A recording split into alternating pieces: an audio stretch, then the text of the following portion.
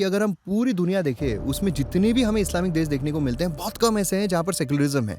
तो उसके पीछे रीज़न क्या लगता है आपको? ये सोच के ही आया था कि जो लास्ट पॉइंट है वो हमारा सबसे इम्पोर्टेंट रखेंगे। शेख हसीना का तख्ता पलट हो रहा था, उस समय पर रवीश कुमार, ध्रुव राठी ये सब खुश हो रहे थे। तो बोल के निकल जाता है कि हाँ, उस टाइम में मुझे ये अक्ल नहीं थी। भाई तुझे अभी भी अक्ल नहीं है। ध्रुव राठी जैसे लेफ्टिस्ट है, लेफ्ट लेनिंग जो का सूडो सेकुलर्स है, और साथ में नदवी जो है, ऐसे लोगों को एक बहुत अच्छी केस स्टडी अगर देखने को मिले तो दैट इज ईरान। तो मतलब जहाँ पर भी हमें इस्लामिक देश देखने को मिलते हैं, वहाँ पर लेफ्टीज दिखाई नहीं देते, दिखाई नहीं। क्योंकि वो एक्चुअल में जहाँ पर लिबर्टी है, जहाँ पर सेक्युलरिज्म है, वहीं पर मोस्टली उनकी आवाज़ जो है वो निकलती है। के ऊपर प्रेशराइज करते हैं नदवी जैसे लोग, क्योंकि आप अगर उस फेथ में हो तो उनसे एक्सपेक्ट किया जाता है कि आपको वो चीज़ें अच्छे से फॉलो करने, otherwise will go to hello.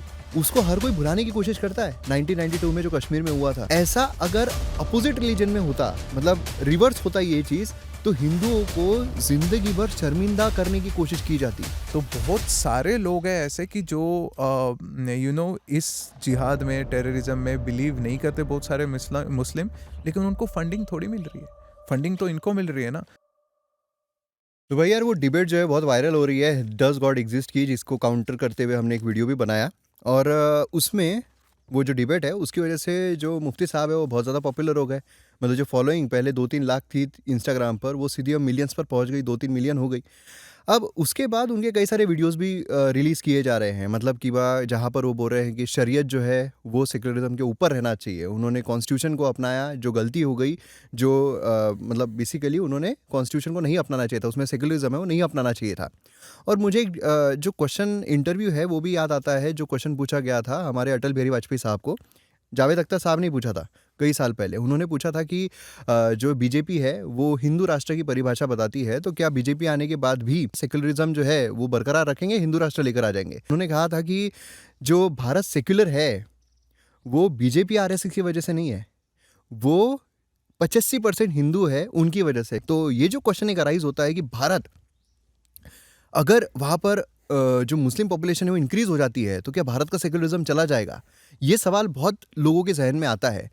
लेकिन एक जो दूसरा सवाल और एक इम्पॉर्टेंट है कि अगर हम पूरी दुनिया देखें, उसमें जितने भी हमें इस्लामिक देश देखने को मिलते हैं, बहुत कम ऐसे हैं जहाँ पर सेक्युलरिज्म है।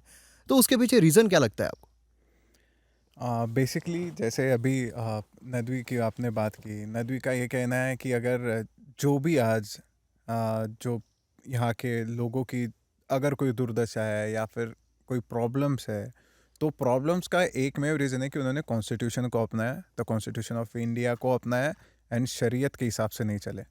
अब शरीयत के हिसाब से चलने वाले अगर हम देश देखें, तो अगर हमारे पड़ोसी हम देखें, पाकिस्तान है, बांग्लादेश है, वहाँ पे तो हो ही रहा है।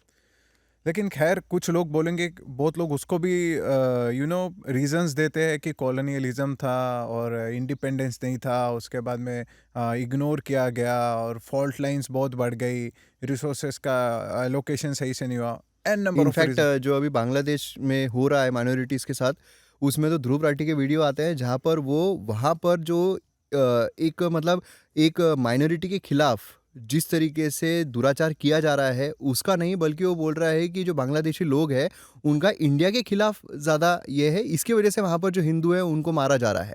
मतलब वो इंडिया वर्सेस बांग्लादेश कर रहे हैं वहाँ पर, जबकि इंडिया वर्सेस बांग्लादेश नहीं है, वहाँ पर रिलीजन वर्सेस रिलीजन जो है वो देखने को मिल रहा है। या मतलब पार्टीशन जो हुआ था 1947 में, जो पार्टीशन हुआ था, वो पार्टीशन इंडिया, तब तो ना बांग्लादेश था और तब इंडिया का नाम भी बराबर से रखा नहीं था। तब तो बाद में कॉन्स्टिट्यूशन आया, फिर उसके आर्टिकल 1 में जो है हमने Bharat that is India that is Bharat वगैरह जो हमने किया, ठीक है। अब वो तो ध्रुव राठी है, तो ध्रुव राठी जैसे लेफ्टिस्ट है, लेफ्ट लेनिंग जो का सूडो सेकुलर्स है, और साथ में नदवी जो है, ऐसे लोगों को एक बहुत अच्छी केस स्टडी अगर देखने को मिले तो दैट इज़ ईरान। ईरान में शाह का रूल हुआ करता था, और शाह के रूल में आप भी अभी फोटोज उठा के देख लो कि वहाँ पे अच्छा खासा, मतलब सब लोग फ्रीडम से रहते थे, विमेन को अच्छी खासी आज़ादी थी, साइंस भी अच्छी खासी तरक्की कर रहा था। इनफैक्ट आज जो भी हमें थोड़ा बहुत न्यूक्लियर के साइड में उनका जो एडवांसेस देखने को मिलते हैं, उनके जो सीड्स थे वो उसी समय पे शो किए गए थे, और अमेरिकन गवर्नमेंट का भी लार्जली वहाँ पे सपोर्ट था। लेकिन जो वहाँ के लेफ्ट लेनिंग थे ना अमेरिकन्स, वो उनको सपोर्ट नहीं कर रहे थे। उनके हिसाब से जो ये माइनॉरिटी है, देखो लेफ्टिस्ट का सीधा है कि आप एक तो दुराचार कर रहे हो, आप या तो अच्छे हो या तो फिर बुरे हो, है ना। तो अगर उनके एजेंडा में सूट और अगर माइनॉरिटी है तो फिर वो अच्छी ही ऑप्रेस्ड होगी, ही है। ऑप्रेस्ड ही है।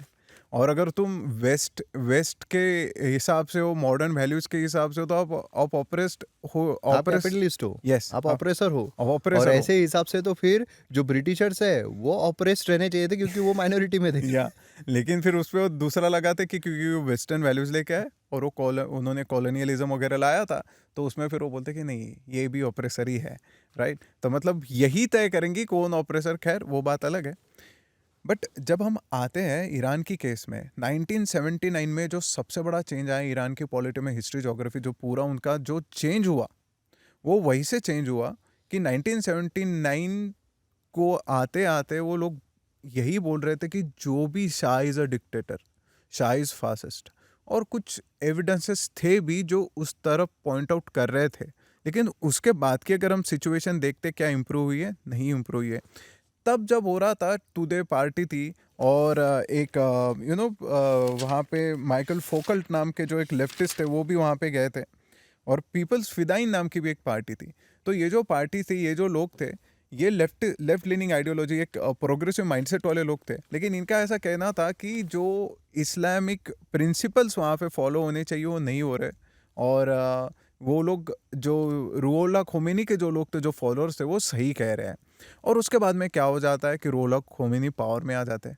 माइकल फोकल के साथ में क्या हुआ तो सबको पता है।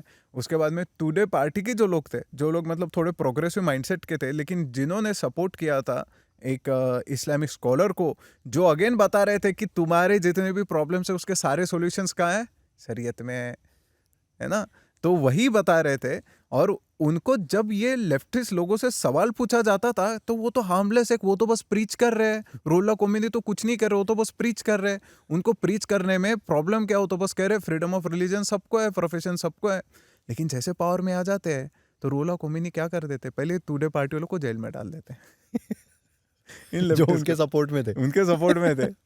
क्योंकि उनके लिए तो वो तो, और आगे जाके मैं कुछ बताना चाहता हूँ आपको कि सिर्फ जेल में नहीं डाला, उनको टॉर्चर किया गया, उनसे उगलवाया गया। जो उन्होंने, कुछ लोगों ने खुद ही एक्सप्लिसिटली कह दिया था कि हमने कन्फेस कर दिया कि हमारे साथ ये हुआ था, हमने इस कारण ये सारी जो गवर्नमेंट के अगेंस्ट आप सोच रहे हो कॉन्स्पिरेसी हो रही है, इन मूवमेंट्स में हमने इसी रीजन के कारण हमने पार्टिसिपेट किया था।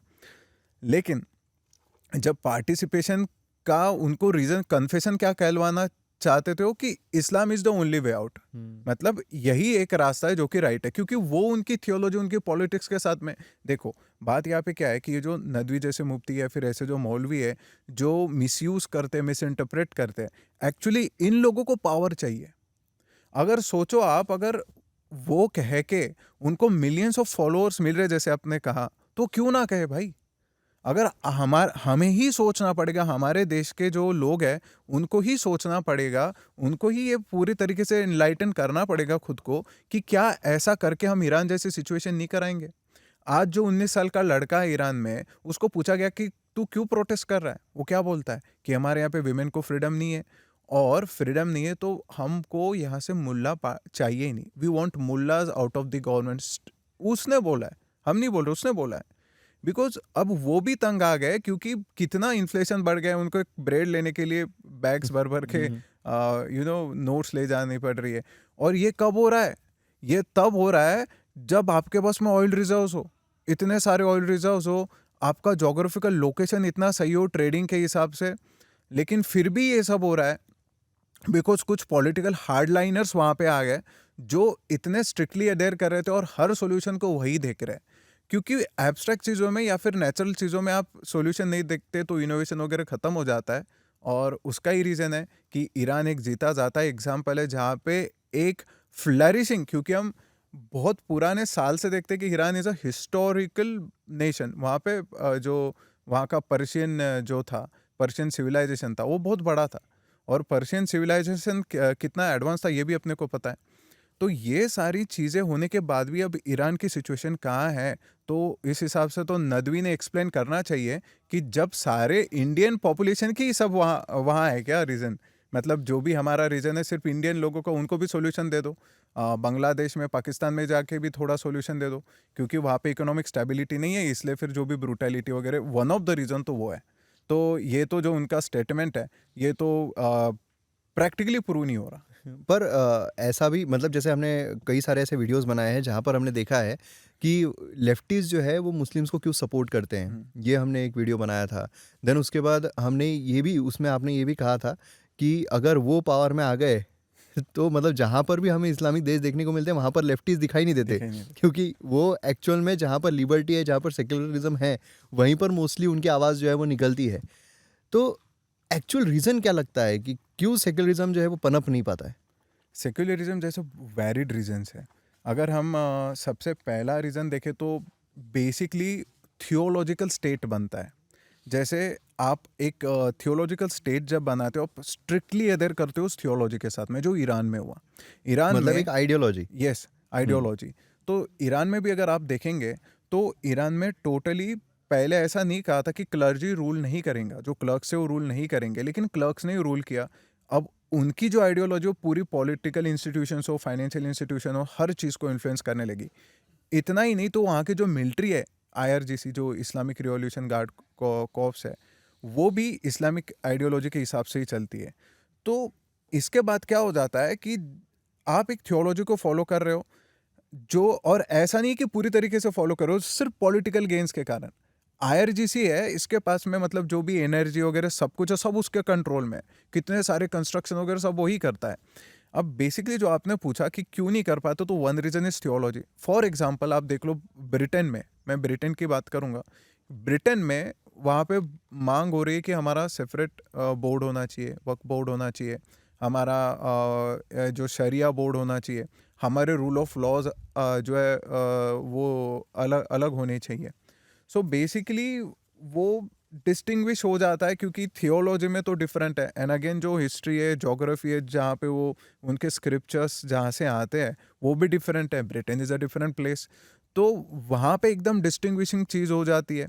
जब अगर मैं एक स्पेसिफिक, जैसे हम आप या फिर हमारे यहाँ पे जो कोई भी लोग हैं, अभी हम एक ही तरीके के कपड़े पहनते हैं। अगर हम ट्रेडिशनल कपड़े भी हमारे देखें तो धोती जोती उसी वही वस्त्र था जिसको अलग अलग तरीके से पहना जाता था, राइट, साउथ में।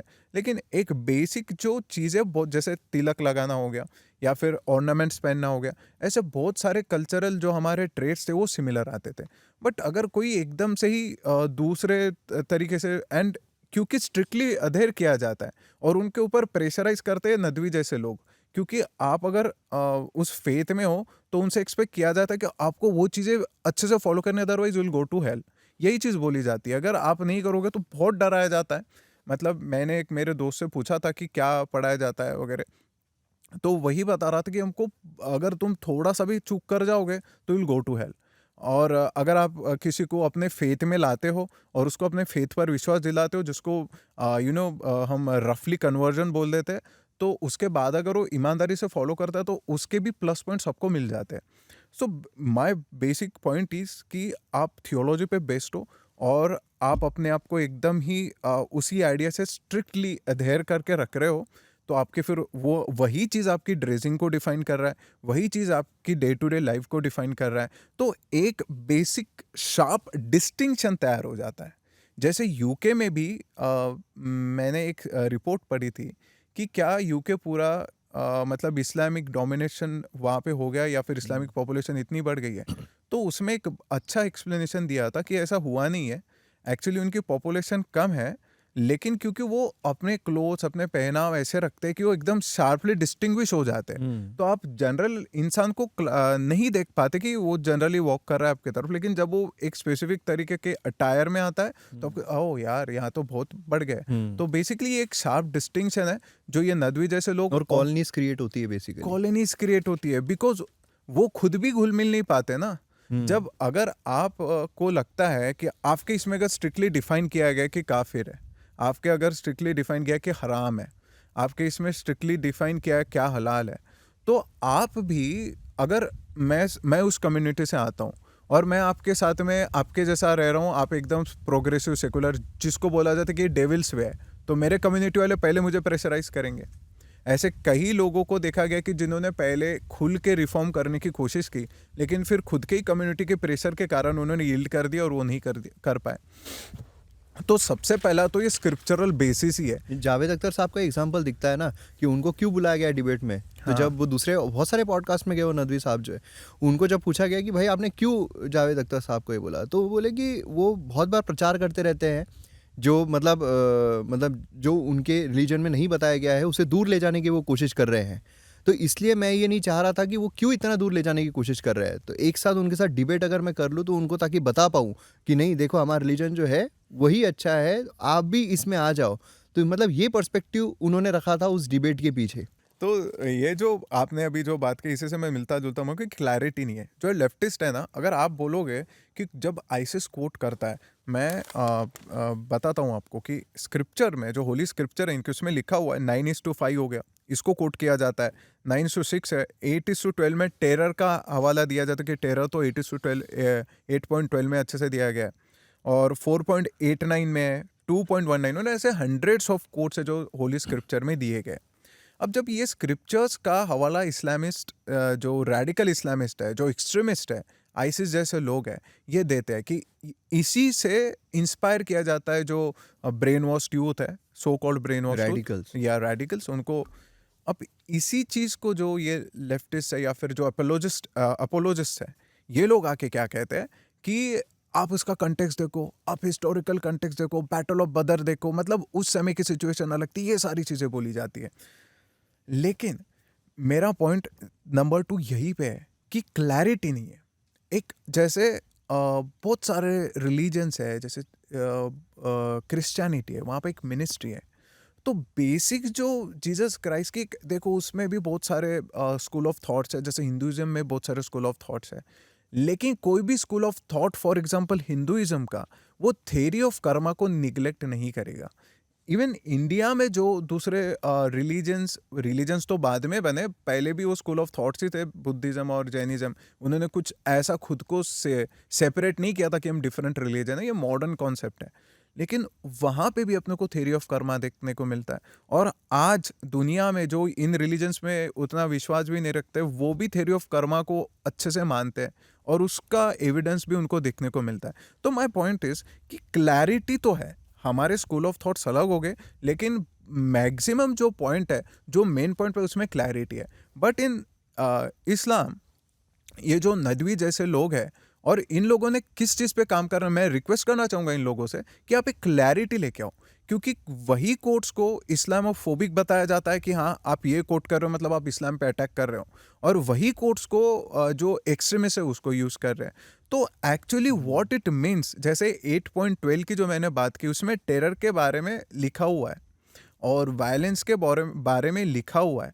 तो इन चीज़ों को, इन कोट्स को जितने मतलब ये रिसोर्सेस यूज़ कर रहे हैं, जितनी मेहनत कर रहे हैं कि इनका मैसेज जावेद अख्तर को अपने फेथ में वापस लाने के लिए, या फिर और लोगों को अपने फेथ में लाने के लिए, उतना ही अगर ये जो डाउट्स है इनको क्लियर करते चले, और वो भी जो इनको कोट करके रेडिकलाइज कर रहे हैं उनको कंडेम करते हुए। Yes. क्योंकि जब डिबेट में बात हुई थी ये इन ग्रुप्स की, तो बोले ये ग्रुप्स के बारे में क्यों बात करना है, ये ग्रुप्स का ये नहीं, सीधा कंडेम करते हुए कि ये बहुत गलत कर रहे हैं, ये बिल्कुल नहीं है, सरासर गलत है। Right. ऐसा करते हुए अगर बोले तो ज़्यादा अप्रिसिएशन हो। या वही तो मतलब वहाँ पे भी डिफेंड किया जाता है। जैसे स्लेवरी एक चीज़ है कि जो भी आप वेस्टर्न में जाओगे तो वहाँ पे जो स्लेवरी था वो एक मतलब उसको एक काला धब्बा माना जाता है। और उन लोगों की एक बात ये है कि वो लोग एक्सेप्ट कर लेते कि हमने गलती की है। हम भी इंडियंस, हिंदूज भी for example to be particularly accept कर लेते कि हाँ हमारे इसमें कुछ गलत था, हमने उसको सुधारने की कोशिश की, चाहे कोई भी रीज़न हो। वो इन्वेडर्स हो, इस्लामिक इन्वेडर्स हो, या फिर कोई दूसरे इन्वेडर्स हो, उनके कारण हमें कुछ हमारे सोसाइटी में कुछ इविल प्रैक्टिसेस डेवलप हुई थी, रीजंस कुछ भी हो, लेकिन हमने एक्सेप्ट कर लिया और हमने उसको एलिमिनेट करने का प्रयास किया, अभी भी कर रहे हैं। वैसे भी वेस्टर्न में भी वो मानते कि हमने स्लेवरी हमने ह्यूमैनिटी के साथ में बहुत गलत किया है। तो वहाँ पे स्लेवरी के नाम पे कुछ भी आ गया तो वो बहुत सेंसिटिव हो जाता है वहाँ पे टॉपिक। तो वन ऑफ द रीजन जो आप पूछते हो कि लेफ्टिस्ट लोग क्यों सपोर्ट करते हैं, कि वो इसको रेसिज्म के हिसाब से देखते हैं। तो वहाँ पे एक डिफाइन कर दिया कि अगर आप इस्लाम को कुछ बोल रहे हो, या फिर किसी और रिलीजन को जो मिडल ईस्ट से वगैरह आता है कुछ बोल रहे हो, तो आप रेसिस्ट हो। जू को कुछ बोल रहे हो वो रेसिस्ट नहीं है, लेकिन इनको कुछ बोल रहा है तो वो रेसिस्ट है, वहां पे डिफाइन कर दिया है। और इन्हीं लोगों के कारण जो खुल के लोग बोल नहीं पाते, और क्योंकि खुल के बोल नहीं पाते इसलिए रिफॉर्मेशंस नहीं आते। और जहाँ तक मुझे पता है, जहाँ तक मैंने सुना है, कि जो उनका मेन स्क्रिप्चरल बेसिस है उसको रिफॉर्म्स अलाउड नहीं है। क्योंकि रिफॉर्म्स अलाउड नहीं है तो मॉडर्न थॉट्स उसमें आ नहीं सकते। एक बहुत बड़ी बात इसलिए स्लेवरी जो है, स्लेवरी को एक्सप्लेन नहीं कर पाते। जैसे हम देखें कि शाही अल बुखारी में जो मतलब एक बहुत इम्पोर्टेंट माना गया है, उसमें भी स्लेवरी के बारे में क्लियरली बताया गया है। हिस्टोरिकल कंसर्न बर्नी को, अल तबारी को या फिर अल बालादूरी को, हिस्टोरिकल कॉन्टेक्स्ट भी हमको स्लेवरी के बारे में। तो ये एक ऐसा पॉइंट है जिसको एक्सप्लेन नहीं कर पाते स्लेवरी को। और क्योंकि ये जब पढ़ लेता है कोई स्लेवरी, तो फिर वो एक डिस्टिंक्शन तैयार हो जाता है। और फिर क्योंकि ये जो हमने पहले देखा जो डिस्टिंक्शन, और फिर डिवाइड होने लग जाता है। वो डिवाइड होते होते फिर ये हो जाता है कि हम तो इनके साथ रह ही नहीं सकते। और फिर खुद का फिर एक सेपरेट सिर्फ सेपरेट लॉ बोर्ड से, सेपरेट हलाला बोर्ड से, सेपरेट हलाला बोर्ड से स्टार्ट होता है, बिकॉज हम वो खाना नहीं खा सकते। तो यू सी द डिस्टिंक्शन जो है वो हमेशा मेंटेन रहता है। तो ये अगर आप इसको देखोगे तो डिस्टिंक्शन ये जो है वो फिर आपको असोर्सेस देम और करा ये भी जाता है। दोनों तरफ शुरू हो जाता है। दोनों तरफ शुरू हो जाता है, क्योंकि फिर इनको भी अपना लगता है और कि हाँ, फिर जज जो है वो सिर्फ अपोजिट वाले को किया जाता है, यस क्योंकि ऐसे बहुत बार इनके ही मुंह से, रवीश कुमार हो, ध्रुव राठी हो, इनके ही मुंह से ये सारी चीज़ें जो है वो देखने को मिली है। यस। और जो आप ये हो कि आप ही उनके ऊपर टॉर्चर कर रहे हो, जैसे अभी बांग्लादेश में जो हो रहा है, या फिर पाकिस्तान में जो हो रहा है। मैंने उस दिन एक लड़की की 15 ईयर ओल्ड लड़की की एक मैंने स्टोरी सुनी थी, कि जिसमें स्टोरी मतलब उसके साथ वो घटित हुआ था कि कितना बुरा हुआ उसके साथ में, कि उसको शादी कर ली किसी ओल्डर मैन के साथ में, उसको कन्वर्ट किया गया, और फिर जब कुछ उसने प्रोटेस्ट किया तो उसको मार दिया गया। अब ये स्टोरी है। फिर एक वो आसिया बीबी थी, जो क्रिश्चियन थी। उन्होंने बस वहाँ के लोगों के साथ में बैठ के पानी पी लिया। तो तू हमारे साथ पानी कैसे पी सकती है, तू तो काफिर है, तू तो नॉन बिलीवर है। तो ऐसा करके फिर उसको पुलिस के हवाले कर दिया। और पुलिस ने उसको क्यों अरेस्ट किया, उनको जब पूछा एमनेस्टी इंटरनेशनल वगैरह जो लोग हैं उनसे, तो जो पूछने वाले तो उनको ही भगा दिया पहले तो देश के बाहर, उनको ही जान की धमकियाँ आने लगी। और फिर उसको बताया गया, फिर जो जो पूछा भी था तो उनको बताया कि इसके ही प्रोटेक्शन के लिए इसको बाहर, इसके जान को खतरा है। और यूं चलिए क्या हुआ, मार दिया गया। फिर उसके ही सपोर्ट में कुछ एक पाकिस्तान का मिनिस्टर भी आए थे, और एक गवर्नर भी आए थे, उनको भी मार दिया गया। मतलब ये जो स्ट्रिक्ट वायलेंस है ना, ये क्योंकि होने ही नहीं देते रिफॉर्म्स, क्योंकि जो ऊपर पकड़ बना के बैठे हैं। अब ईरान के जो रुहोल्लाह खोमेनी, अभी जो अली खमेनी जो वहाँ पे पावर में है, फिर IRGC, वो क्यों चाहेंगे अपनी पावर छूटे? अगर उनकी पावर, देखो ना, आपको डेवलपमेंट मांग रहे हो वो लोग, जैसे आपको पढ़ाया जाता है ना, इंडोक्ट्रिनेट किया जाता है कि आपको तो बस यही करना है, मटेरियली आप कुछ मांगो ही मत, आपको बस आफ्टर लाइफ में ही सब जो भी प्राप्त करना है आफ्टर लाइफ में ही प्राप्त करना है। अगर यहाँ पे तुम कितने भी अच्छे रह लो, लेकिन अगर तुम जो उनके हिसाब से नहीं चलते तो आपको जहन्नुम में जलाया जाएगा। तो ये जब आफ्टर लाइफ की बात ज़्यादा होती है तो यहाँ पे तो कोई पूछता ही नहीं, ना रोड्स पूछते हैं, ना जॉब्स पूछते हैं, ना फ्रीडम पूछता है, ना कॉन्सेंस पूछता है। क्योंकि अभी विमेन को फ्रीडम नहीं है यहाँ पे। आपने जैसे पूछा कि सेक्युलरिज्म क्यों नहीं हो सकती वहाँ पे, क्योंकि विमेन हमारा ह्यूमैनिटी का आधा हिस्सा है। और ट्रिलियंस ऑफ डॉलर, अभी जब ईरान में एक स्टडी किया गया था कि जब विमेन काम करती थी पहले इंडिपेंडेंटली, तो इकोनॉमी में बहुत ज़्यादा हाथ बार उनका लगता था। अभी क्या हो रहा कि वो काम ही नहीं कर पाते, उनके ऊपर बहुत सारे रेस्ट्रिक्शंस है। तो वहाँ पे इनोवेशन, एक माही तो सिखाती है ना कि क्या आउटलुक होना चाहिए लाइफ के बारे में। अगर उसको बताया जा रहा है कि तूने क्वेश्चन नहीं करना है, तूने वो नहीं करना है, you have to just believe that, तो इनोवेशन होगा ही नहीं वहाँ पे। इनोवेशन होगा नहीं तो इकोनॉमी ग्रो होगी ही नहीं। तो एक बेटर हाफ जो ह्यूमैनिटी का है, जो मतलब एक पूरी की पूरी जनरेशन को की आइडियोलॉजी को, थिंकिंग को नरिश करता है, उनको नर्चर करता है, उसको ही अगर आप पूरी तरीके से नहीं फ्री कर पा रहे, अगर माँ ही फ्री नहीं होगे तो बच्चे कैसे फ्री होंगे, और बच्चे फ्री नहीं होंगे तो फिर देश कैसे फ्री होगा? तो बेसिकली वो है कि सेक्युलरिज्म वहीं से आता है। पहले आपके घर में फ्रीडम होना चाहिए टू स्पीक एनीथिंग। जैसे सदगुरु जी के एक वीडियो में उन्होंने कहा था कि हमारे यहाँ पे, हमारे ईस्टर्न फिलोसॉफी में पापा महादेव के भक्त होते हैं, बेटा गणेश जी का भक्त होता है, माता जो होती है वो माता रानी की भक्त होती है, छोटा भाई होता है हनुमान जी का भक्त होता है। तो बहन जो होती है वो फिर माता सरस्वती की, मतलब हर किसी को एक अधिकार है और बेसिकली सब लेकिन एक ही बात करते हैं, वहाँ पे क्लैरिटी है। तो ये भी एक चीज़ है कि विमेन जो है वहाँ पे बहुत ज़्यादा सप्रेस्ड होती है, और विमेन सप्रेस्ड होती है तो फिर बच्चों की भी जो सप्रेशन तो हो ही जाता है। और क्योंकि क्वेश्चंस पूछना अलाउड ही नहीं है, रिफॉर्म्स अलाउड ही नहीं है, और यहाँ पे कुछ करना ही नहीं है, सब जाके बाहर करना है, तो फिर फ्रस्ट्रेटेड यूथ तैयार हो जाता है। अब फ्रस्ट्रेटेड यूथ क्या करेगा? आप उनको पुकारो, रस्तों पे आएगा, लोगों को जिंदा जलाएगा, पत्थर मारेगा, देश के विभाजन करेगा, या फिर कोई एकाध दुका अपने आप को बम लगा के एक्सप्लोड भी कर देगा। पर कुछ देश तो ऐसे हैं जहाँ सेक्युलरिज्म देखने को मिलता है, मतलब जैसे इंडोनेशिया है, वहाँ पर हमें सेक्युलरिज्म देखने को मिलता है। टर्की, भली टर्की जो है वो जब बात आई तब पाकिस्तान का ही सपोर्ट किया उसने, तो वहाँ तो ठीक है। लेकिन ऐसे भी कुछ देश है जहाँ पर सेक्युलरिज्म देखने को मिलता है, तो वो किस तरीके का सेक्युलरिज्म होगा? देखिए, अभी इंडोनेशिया लार्जली हिंदुइज्म बुद्धिज्म से ही योगिक वैल्यूज पे ही डिपेंडेंट था पहले भी। अब मुझे बताइए कि लोग बोलते कि वो नॉन वायलेंटली कन्वर्ट हो गए, वो लोग 85 to 90% मुस्लिम हो गए जो पहले दूसरे फेथ में थे, और बिना प्रेशर के हो गए इतने कम समय में। So this is very hard to believe. लेकिन एक आपको देखना भी पड़ेगा कि वहाँ पे मिलिट्री कॉन्क्वेस्ट नहीं हुए थे। बाकी जगह पे जो है, इन सारे जगहों पे मिलिट्री कॉन्क्वेस्ट हुए थे, वो लार्जली ट्रेडर्स के कारण वहाँ पे फैलाया था, और तलवार की धार वहाँ पे थोड़ी कम चली, लेकिन इकोनॉमिक गेन्स और इकोनॉमिक एडवांटेजेस थोड़े ज़्यादा वहाँ पे देखने को मिले थे। तो एक उस देश का कंस्ट्रक्ट ही थोड़ा डिफरेंट है।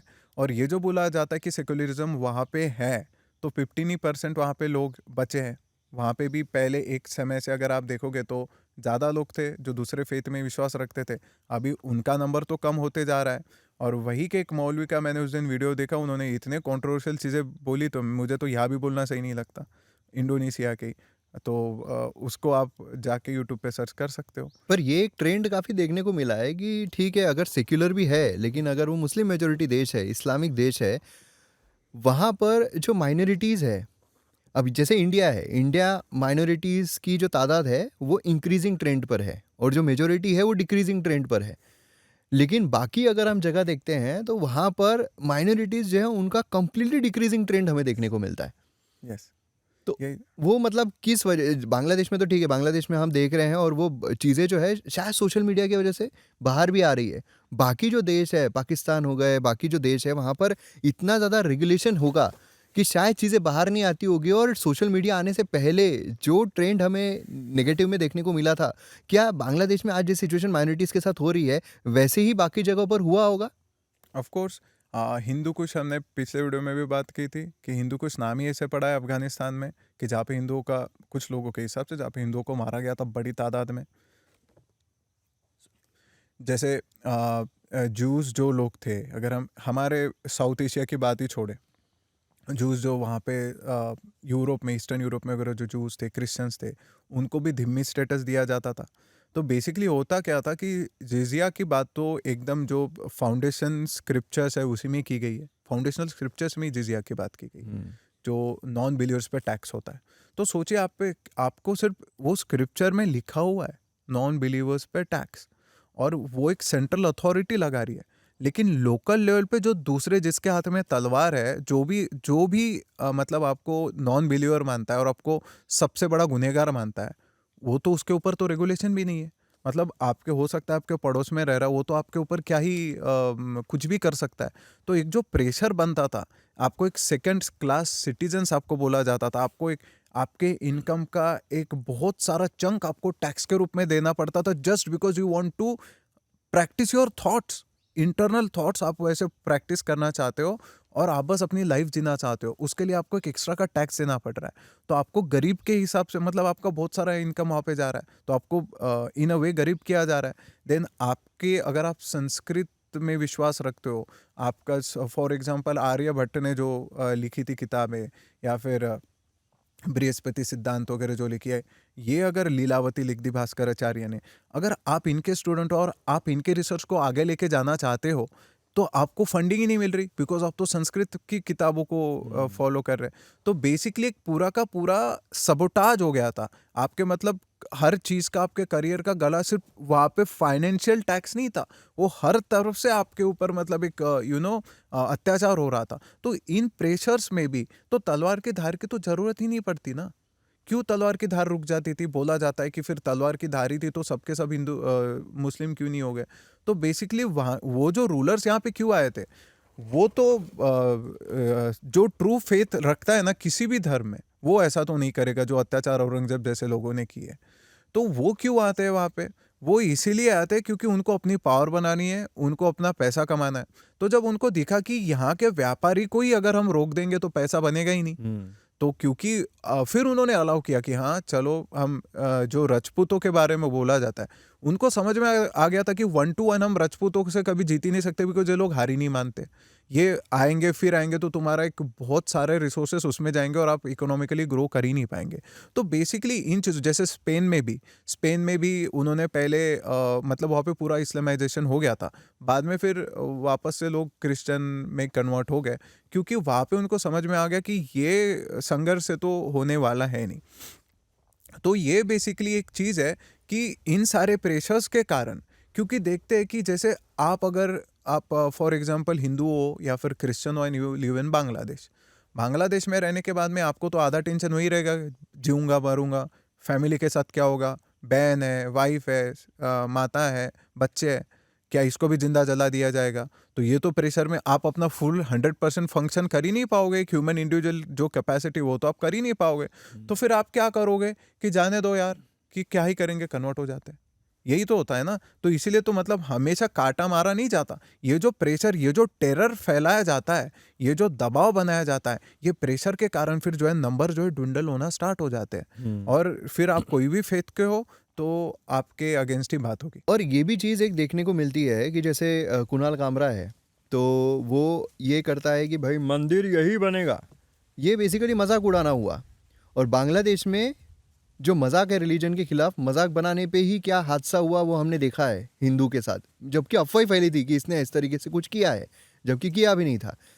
अब यहीं पर अगर हम देखते हैं कि भाई जो कश्मीर में हुआ था उसको हर कोई भुलाने की कोशिश करता है। 1992 में जो कश्मीर में हुआ था सब भुलाने की कोशिश करते हैं। ऐसा अगर अपोजिट रिलीजन में होता, मतलब रिवर्स होता ये चीज़, तो हिंदुओं को जिंदगी भर शर्मिंदा करने की कोशिश की जाती कि देखो तुम्हारा इतिहास, तुम तो बोलो ही मत, तुम्हारा इतिहास देखो किस तरीके का है। ये तो हिंदू सदियों से जो सेक्युलर बना हुआ है। तो इसमें एक और चीज़ क्या आती है कि जैसे हमने बहुत बार देखा हुआ है कि जो प्रचार है, एक दो किस्से उठाकर ये कर दिया जाता है, लेकिन जो बड़े किस्से हैं, बंगाल फाइल जो हमने देखी है, कश्मीर फाइल जो हमने देखी है, ये सारी चीज़ों को छुपाने की या प्रोपेगेंडा बताने की कोशिश कर दी जाती है। तो इनको क्या पैसे या फंडिंग ये भी कुछ आता है? देखो, सबसे पहले अभी हम सबसे इम्पोर्टेंट पॉइंट की बात करते हैं। मैंने हमेशा ये सोच के ही आया था कि जो लास्ट पॉइंट है वो हमारा सबसे इम्पोर्टेंट रखेंगे। आप इस रिलीजन की हिस्ट्री को देखो या फिर बाकी रिलीजन्स की हिस्ट्री को देखो। भगवान बुद्ध ने जब उनको बुद्धत्व मिला था, तो उन्होंने सबसे पहले separation of religion from state देखो। वो किंग हो सकते थे, लेकिन उन्होंने वो छोड़ दिया, रॉयल छोड़ दिया, और वो जो है मंक बन गए, और उन्होंने स्पिरिचुअल रास्ते पे अपना जो करियर है वो बनाया, या फिर करियर बनाने से उन्होंने स्पिरिचुअल रास्ते को अपनाया। श्री कृष्ण भी देखो, भगवत गीता में उन्होंने पहले ही बोल दिया था कि मैं शस्त्र नहीं उठाऊंगा। बेसिकली वो भी इंडिकेट कर रहे थे कि जो है रिलीजन और उसको सेपरेट रखो। और भगवत गीता में आपने भी बताया था आखिरी लास्ट वीडियो में कि आखिरी में अर्जुन के ऊपर छोड़ दिया था कि do what ever you like. उन्होंने बस एक फिलोसोफर, एक गाइड की तरह वहां पे बात की थी कि ये मेरे विचार है और तू इसको मानना है तो मान। एंड वो भी क्यों करी थी? क्योंकि अर्जुन खुद क्वेश्चनिंग कर रहा था। हाँ, क्वेश्चन भी कर रहे थे और अनस्टेबल थे, दुखी थे। तो उन्होंने भगवत गीता में कहा कि क्योंकि तुम मेरे मित्र हो इसलिए मैं बात कर रहा हूँ। तो उन्होंने एक मित्र की तरह बात की अपने एक दोस्त को अपलिफ्ट करने के लिए, और फिर वो बात उन्होंने पूरी बता दी। तो बेसिकली यहाँ पे भी, और महादेव को भी आपने कभी देखा नहीं होगा कि खुद ही मतलब योगा सिखा रहे हो और फिर तलवार लेके चल रहे हो, या फिर कोई अपना एम्पायर बनाया हो। तो बेसिकली एक separation, Jesus Christ for example देख लो, क्रिश्चियनिटी में जाओगे वहाँ पे भी सेपरेशन ऑफ रिलीजन, वहाँ पे जीसस क्राइस्ट ने अपने फादर को किंग बोला है और उन्होंने भी कोई एम्पायर क्लेम करने की कोशिश नहीं की। यहाँ पे एक बेसिक डिफरेंस आ जाता है कि यहाँ पे जो सेक्युलरिज्म का सबसे पहला टेनेट है कि सेपरेशन होना चाहिए रिलीजन में और स्टेट में, यहाँ पे नहीं है। जो अब्बासिड खलीफेट हो गए, आप हिस्ट्री देखी होगी कि अकबर भी खुतबा रीड करता था खलीफा के नाम से।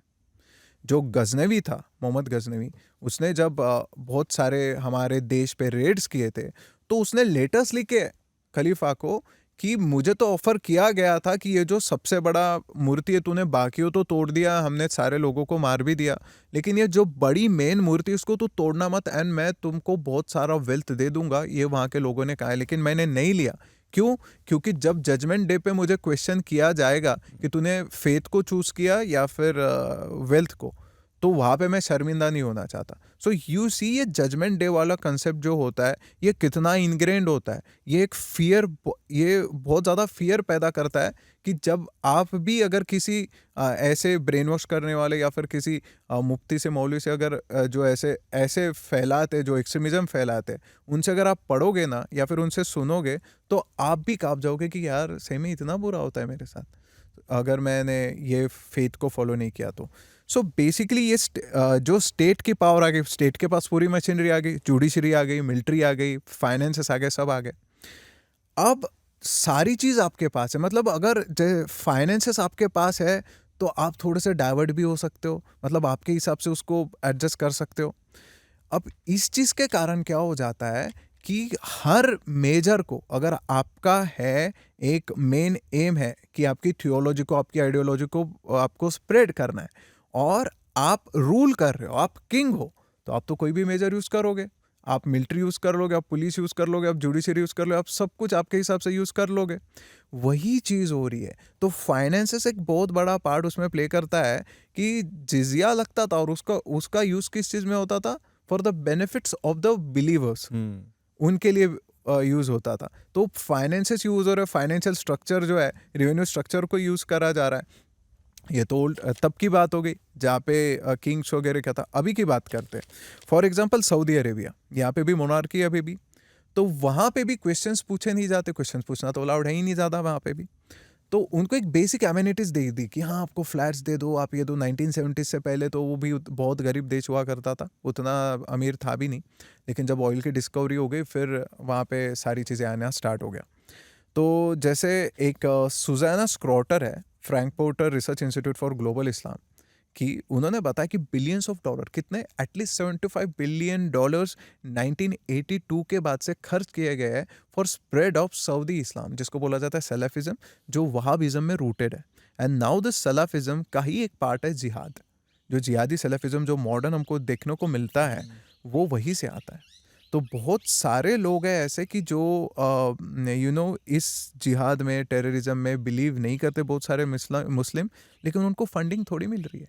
फंडिंग तो इनको मिल रही है ना। और इसको क्रिटिसाइज किया गया वाइडली, वेस्टर्न वर्ल्ड ने इसको बहुत ज़्यादा क्रिटिसाइज किया। एक एग्जांपल दिया जाता है पियर वोगल का, जो सलाफिस्ट प्रीचर थे जर्मन, उनको ये फंडिंग के थ्रू स्कॉलरशिप मिली थी सऊदी से, और वो स्कॉलरशिप के बाद में उनको जॉब भी मिलने लगी और अच्छे से उनको फिर जैसे अभी आपने देखा कि इतना बड़ा प्लेटफॉर्म ही मिल गया। जो मतलब कॉन्स्टिट्यूशन पे, मॉडर्न वैल्यूज़ पे विश्वास नहीं करता व्यक्ति, उसको इतना बड़ा प्लेटफॉर्म मिल गया। कैसे मिल गया? फंडिंग के कारण ही मिला होगा, और तो कोई होगा ही नहीं। तो जो भी लोग खुद नहीं ऑर्गेनाइज किया है, वो खुद नहीं ऑर्गेनाइज किया है, क्योंकि फंडिंग वहाँ से आता है। और इसीलिए फिर ये भी अग्रेसिवली और वैसे बनते जाते हो, क्योंकि फंडिंग अट्रैक्ट करनी है। तो अगर आप इनके हिसाब से और देखते हैं कि हम बहुत सारे लोग हैं जो अपनी पोजीशन को रिवर्स कर देते हैं टारगेट करने के बाद, क्योंकि ब्रांड डील्स नहीं मिल पाती, मीडिया कवरेज नहीं मिल पाता, आपको हर जगह पे प्रॉब्लम होती है। और सऊदी और गल्फ कंट्री में जैसे धुरंधर के मूवी को बैन ही कर दिया वहाँ पे। कहा जाता है कि अगर वहाँ पे उसको अलाउ किया होता तो 100-200 करोड़ वहाँ भी कमा लेती, लेकिन सीधा बैन कर दिया गया। तो बेसिकली एक सारी चीज़ है। और एक तो इनके पास में ऑयल का पैसा बहुत हो गया, ऑयल का, और दूसरी चीज़ हो गई कि इनको कोई क्वेश्चन पूछने वाला नहीं, यहाँ पे कोई अकाउंटेबिलिटी नहीं है। वो पैसे को जैसा चाहे वैसा खर्च कर सकते हैं।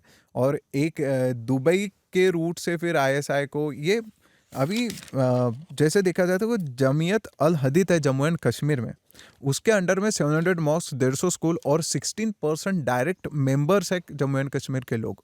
16%, दैट्स अ ह्यूज नंबर जो भी डायरेक्टली मतलब उससे कनेक्टेड है। इनडायरेक्ट कनेक्शंस तो 40-50% एटलीस्ट जाएंगे।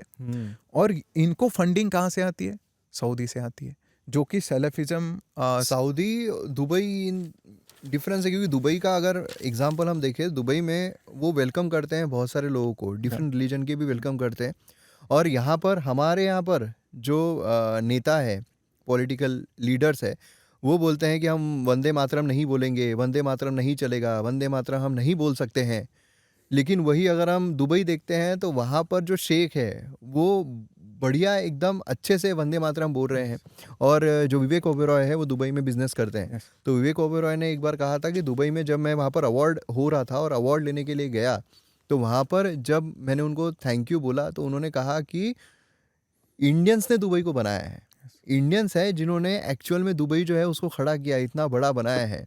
ये अगर इंडिया में बोल दिया जाए तो फिर तो मतलब ख़त्म पूरा। मतलब यहाँ पे तो आप ये भी नहीं बोल सकते इंडियंस ने इंडिया को बनाया। यहाँ पे लोग आ जाएंगे, नहीं ब्रिटिशर्स ने बनाया, नहीं फिर मुगलों ने बनाया, ऐसे लोग आ जाएंगे। अपने पास तो हिल स्टेशन भी नहीं थे भाई बॉलीवुड के हिसाब से। इंडिया के भारत बोल दिए तो चिढ़ जाते, तो चिढ़ जाते वो वही बात, वो बात तो यहाँ पर जो डिस्टिंग्विश है, तो यहाँ दुबई क्या आपको अपवाद लगता है या दुबई भी इसी इसमें है? देखो दुबई का थोड़ा सा डिस्टिंक्शन इसमें आता है क्योंकि उसका इकोनॉमी स्पेस पे बनी है, वो स्ट्रक्चर्ड इसलिए बनी है कि उसको इन्वेस्टमेंट चाहिए थे लोगों के। दुबई के जो जिन्होंने उसको जब उसका सृजन किया जा रहा था, तो जैसे अभी MBS है यहाँ के सऊदी के, वो भी काफ़ी प्रोग्रेसिव लीडर माइंडसेट रखते हैं।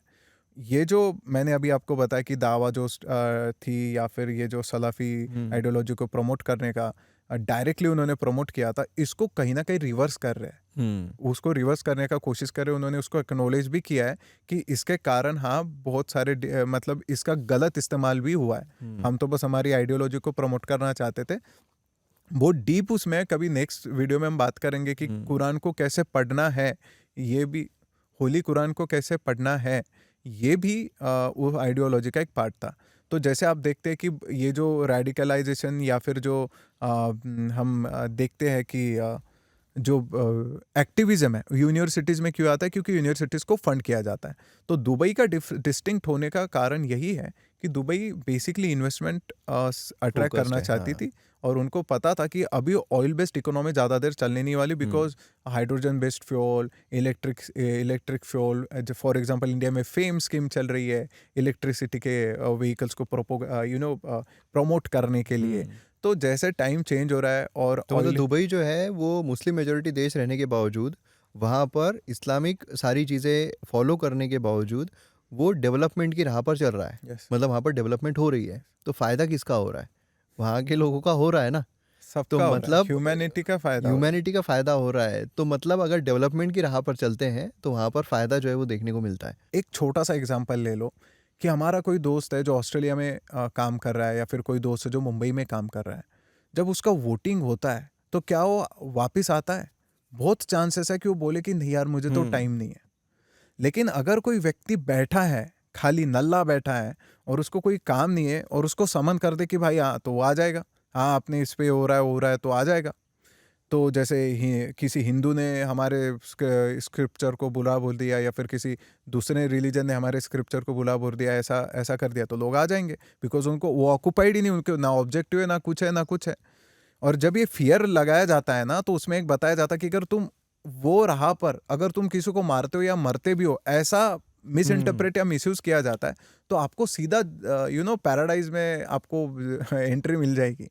तो बहुत सारे लोग फिर ये जो उनको लगता है कि हाँ ऐसे चलना तो बहुत टफ है, तुमको 5 बार एक स्पेसिफिक चीज़ करनी है, फिर उसके बाद में तुमको कितनी सारी चीज़ें एक्सपेक्ट की जाती है, उसके बाद में जजमेंट होगा, और तब अगर तुमने दिल से नहीं किया होगा तो उसको भी आपको गिना नहीं जाएगा।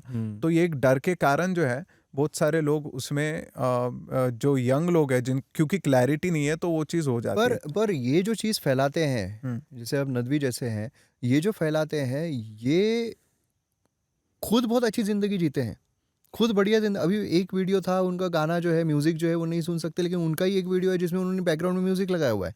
तो ये जो चीज़ें हैं, ऐसी नहीं लगती है कि ये खुद मतलब पैसा जो फंडिंग है, जो भी आ रहा होगा, वो भी मतलब एक लग्ज़रियस प्रॉपर लाइफ़ जो है वो जीते हैं, खाना बहुत अच्छा, लेकिन जो कम्युनिटी है, उनको डेवलप होने से रोकते हैं। राइट, जो ईरान के टॉप लीडर्स हैं ना, ये एक्चुअली जो इतना बड़ा प्रोग्रेसिव अभी जो रिवॉल्यूशन चल रहा है वो वहीं से हुआ कि उनकी सोशल मीडिया चैनल्स देखते हैं कि उनके रिलेटिव्स जो मतलब सारी एडवोकेसी करते, शरिया की एडवोकेसी करते, तुम्हारी ड्रेसिंग सेंस तक को जज किया जाता है।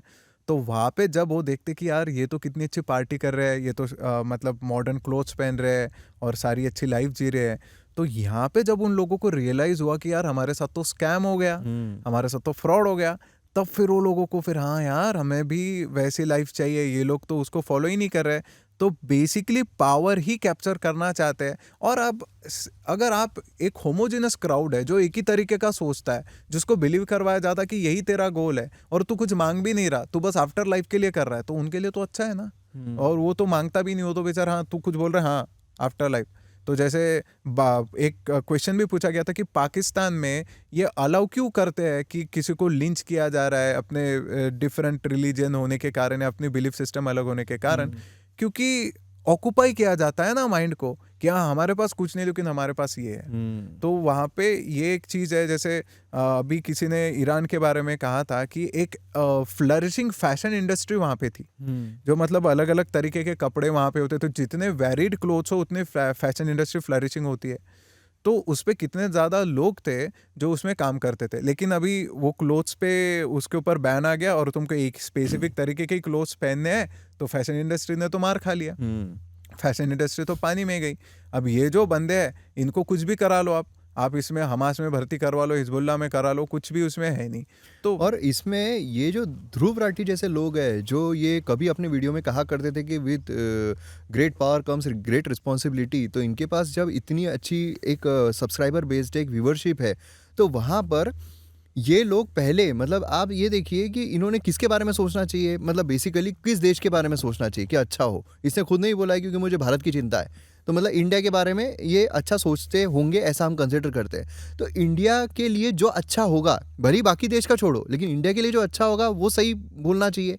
यहाँ पर जब शेख हसीना का तख्ता पलट हो रहा था, उस समय पर रवीश कुमार, ध्रुव राठी ये सब खुश हो रहे थे, ये सब बोल रहे थे वाह बहुत ज़बरदस्त हुआ, डिक्टेटर की हार हुई, डिक्टेटर की हार हुई। लेकिन अब जब उसने शॉर्ट ही वीडियो बनाया, अब जो वहाँ पर हुआ है, जो माइनॉरिटी के साथ हो रहा है, शॉर्ट वीडियो ही बना निपटा दिया शॉर्ट में, वहाँ बड़ा वीडियो बनाया था, शॉर्ट में निपटा के बोलता है कि यहाँ हमारी जो रिलेशन है इंडिया के साथ, बांग्लादेश के जो रिलेशन है इंडिया के साथ, वो अब बहुत लोएस्ट पॉइंट पर आ गए हैं। तो क्यों आए भाई? चेंज होने के बाद आए ना। मतलब क्या है? मतलब जो शेख हसीना है वो अच्छी थी इंडिया के लिए। तो ये चीज़ जो है वो उनको क्यों नहीं समझती है, और आज क्या अपनी वो गलती मानेगा? वो तो बोल के निकल जाता है कि हाँ उस टाइम में मुझे ये अक्ल नहीं थी। भाई तुझे अभी भी अक्ल नहीं है, तू अभी भी नहीं समझ सकता है, देखो जियोपॉलिटिक्स नहीं पता। जो जो क्रिटिसाइज कर रहा था वो हमारे जयशंकर साहब को, उसको खुद को क्या होता है डिप्लोमेसी ये नहीं पता है। नहीं तो आज जो वो बोल रहा था बांग्लादेश के बारे में, आज कंप्लीटली डिफरेंट उसके व्यू पॉइंट क्यों है, और आज भी लेकिन ये मानने को तैयार नहीं है कि नहीं शेख हसीना जो है वो अच्छी थी इंडिया के लिए। ये मानने को तैयार नहीं ये है। तो जो लेफ्टिस्ट है ना, जिन लोगों ने जो इस्लामिक रिवॉल्यूशन सपोर्ट किया था, ईरानियन का जो रिवॉल्यूशन था 1979 का, वो तो उनको भी पूछा जाता है कि तुम माफ़ी तो मांग ले, तो भी बोलते नहीं वो हाईजैक किया गया, नहीं वो मिस्टेक हो गई ऐसी तो चीज़। ये तो अब मुझे लगता है कि लोगों को इंसाइट जो है काफ़ी अच्छी मिली होगी कि क्यों हमें जो मतलब मैक्सिमम इस्लामिक कंट्रीज़ है वहाँ पर सेक्युलरिज्म देखने को नहीं मिलता है। तो नेक्स्ट और ऐसे ही टॉपिक जो है वो लेते रहेंगे, जिससे कि लोगों का और नॉलेज जो है वो इंक्रीज़ होता रहे और वीडियो से कुछ अच्छी चीज़ें जो है वो लेकर जाए। तो आपने इस वीडियो से क्या क्या सीखा, ये आप कमेंट सेक्शन में अगर पॉइंट वाइज लिखो तो काफ़ी अच्छा लगेगा।